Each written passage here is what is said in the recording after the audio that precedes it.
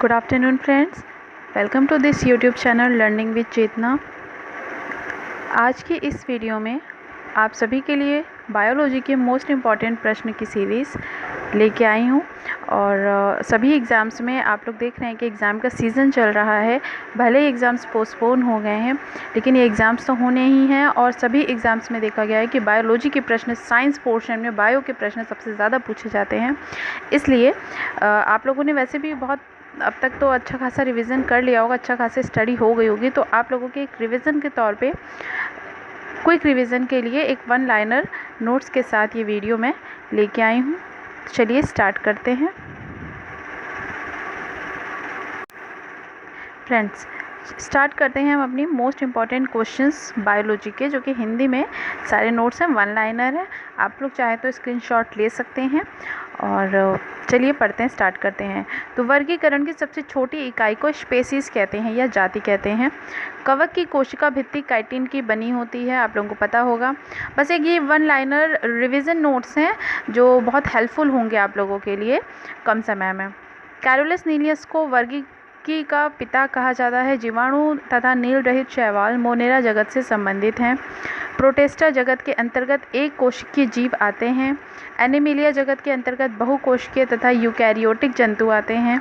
Linnaeus ने जीवों के नामकरण की द्विनाम पद्धति विकसित की है। तो ऐसे क्वेश्चंस आते हैं एग्जाम में कि द्विनाम पद्धति किसने विकसित की है, तो लिनियस ने की है। अरस्तु को जीव विज्ञान का फादर ऑफ बायोलॉजी कहा जाता है। ब्रायोफाइटा को पादप वर्ग का उभयचर कहते हैं। One of the most important fact कि पादप वर्ग का उभयचर किसे कहते हैं, ब्रायोफाइटा को। पौधों में अर्धसूत्री विभाजन के लिए पराग कोश सबसे उपयुक्त भाग होता है। जीवाणु भोजी जीवाणु को संक्रमित करने वाला विषाणु है। आलू एक कंद है। बहुत क्वेश्चन में देखा गया है, बहुत से एग्जाम में देखा गया है, ये पूछा जाता है कि आलू क्या है। तो इस चीज़ पे आप लोग ध्यान दीजिए, आलू एक कंद है, बहुत इंपॉर्टेंट फैक्ट है। चलिए नेक्स्ट, स्टार्च एक पॉलीसैकेराइड है। हरित पादप प्रथम पोषक स्तर के अंतर्गत आते हैं। अल्फा अल्फा एक प्रकार की घास है, आप लोगों ने सुना होगा इसका नाम। एम्बिलिका ओफिसिनोलिस अफीम का वास्तविक नाम है। जिम्नोस्पर्म वर्ग के नग्न बीजी पौधे होते हैं, अर्थात इनके बीज फलों के अंदर नहीं होते हैं। थैलोफाइटा वर्ग के मुख्यतः जलीय पादप होते हैं, या यूँ कह सकते हैं कि जो जलीय पादप होते हैं उन्हें थैलोफाइटा कहा जाता है। टेरिडोफाइटा वर्ग के पौधों का शरीर जड़, तना तथा पत्ती में विभाजित होता है। ऑर्थोपोडा संघ जंतु जगत का सबसे बड़ा संघ है। पोरीफेरा संघ के जीवों को सामान्यतः स्पंज के नाम से जाना जाता है। पोरीफेरा होते हैं ना, उनमें पोर्स होते हैं, तो जैसे स्पंज में होते हैं पोर्स, इसीलिए इसका ये एग्जाम्पल है स्पंज। सिलेंट्रेटा संघ के जंतु जलीय होते हैं तथा जिनका शरीर दो कोशिकाओं की दो परतों का बना होता है। मोलस्का वर्ग के जीवधारी द्विपार्श्व सममित होते हैं। इकाइनोडर्मेटा जंतुओं में विशिष्ट जल संवहन नाल तंत्र पाया जाता है। ये एक पेज हो गया। अब दूसरे पेज के बायोलॉजी के फैक्ट्स हैं। वर्टिब्रेटा सर्वाधिक विकसित जंतुओं का वर्ग होता है। तो ये क्वेश्चन आ सकता है कि सर्वाधिक विकसित जंतुओं का वर्ग कौन सा है, वर्टिब्रेटा। द्विनाम पद्धति का जन्मदाता एक बार फिर से आ गया, रिपीट हो गया है। साइनोबैक्टीरिया को प्रथम प्रकाश संश्लेषी जीव माना जाता है। ये भी एक इम्पॉर्टेंट फैक्ट है कि प्रथम प्रकाश संश्लेषी जीव किसे माना जाता है। तो ज़्यादातर हम में से ज़्यादातर कैंडिडेट ये समझते हैं कि जो हरे पेड़ पौधे हैं उनको कहा जाता है। तो उनमें भी जो साइनोबैक्टीरिया होते हैं उनको प्रथम प्रकाश संश्लेषी जीव माना जाता है।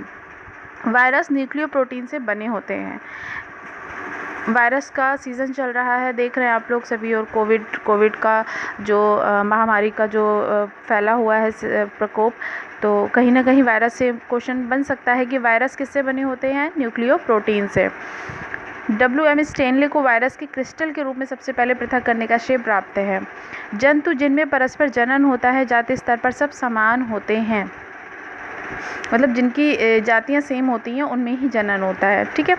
चपटे कृमि, सिलेंट्रेटा, पोरीफेरा एवं प्रोटोजोआ वर्ग के जंतुओं में देहगुआ नहीं पाई जाती है। तो ऐसा क्वेश्चन आ सकता है कि इनमें से किस में देहगुआ नहीं पाई जाती है। एग्जाम्पल दिए रहेंगे तो आप लोग को याद रखना है कि चपटे कृमि, सिलेंट्रेटा, पोरीफेरा एंड प्रोटोजोआ। वास्तविक देहगुओं का निर्माण भ्रूणीय परिवर्धन में मीजोडर्म अवस्था में होता है। काइटिन युक्त बाह्य कंकाल कीटों में पाया जाता है। देखिए नाम भी थोड़ा सा मैच कर रहा है। कीटों में बाह्य कंकाल किसका होता है, काइटिन, कीटो chitin, fine. Okay next, Systema Naturae नमक पुस्तक के लेखक कैरोलस नीनियस हैं। हाइड्रा में बिना मस्तिष्क का तंत्र होता है। क्षारीय मृदा में हेलोफाइट्स वर्ग के पौधे अच्छी वृद्धि करते हैं। सर्वप्रथम जेसी बोस ने बताया कि पेड़ पौधों में जीवन है। चमगादड़ उड़ने वाला स्तनपायी है। व्हेल सबसे बड़ा स्तनपायी है। दलहन में नाइट्रोजन स्थिरीकरण की क्षमता होती है, ये भी एक इम्पॉर्टेंट फैक्ट है। उत्सर्जी तंत्र का गुण पादपों में नहीं पाया जाता है। थैलोफाइटा को पादप वर्ग का उभयचर कहा जाता है, ये रिपीटेड है। हाइड्रा में रुधिर नहीं होता फिर भी वह श्वसन करता है। तो बहुत से स्टूडेंट हैं, बहुत से कैंडिडेट हैं, उन्होंने ये तो पढ़ा होगा कि हाइड्रा में ब्लड नहीं होता है फिर भी वो लिविंग ऑर्गेनिज्म में काउंट किया जाता है, तो फिर भी वो श्वसन करता है। तो कमेंट बॉक्स में आप लोगों को ये बताना है कि हाइड्रा में श्वसन किसके माध्यम से होता है। ये आप लोगों का एक टेस्ट है और रिवीजन भी है, रिवीजन टेस्ट आप लोग कह सकते हो। तो जो क्वेश्चन अभी मैंने पूछा है इसका आप लोग कमेंट सेक्शन में आंसर दें। क्या कि हाइड्रा में श्वसन किस अंग द्वारा किया जाता है। नेक्स्ट है ऑर्थोपोडा में काइटिन युक्त उपचर्म का बना भागांकार पाया जाता है। ऑर्थोपोडा में ज़्यादातर कीट आते हैं, इंसेक्ट्स आते हैं, इस वजह से उनकी जो बॉडी है वो काइटिन की बनी होती है, ये हम लोग पहले भी पढ़ चुके हैं। झींगा मछली, क्रेफिश और सिल्वेज फिश ऑर्थोपोडा संघ के जीव हैं। ऑक्टोपस मोलस्का संघ के जंतु। मोलस्का संघ में जो जंतु आते हैं वो आप लोगों को पता होगा, उनके ऊपर कवच होता है, कवरिंग होती है, जैसे कि कछुआ हो गया, तो ये इस तरह के जो जंतु, सीप हो गया, जोंक हो गए, इस तरह के जंतुओं को कहा जाता है मोलस्का के हैं।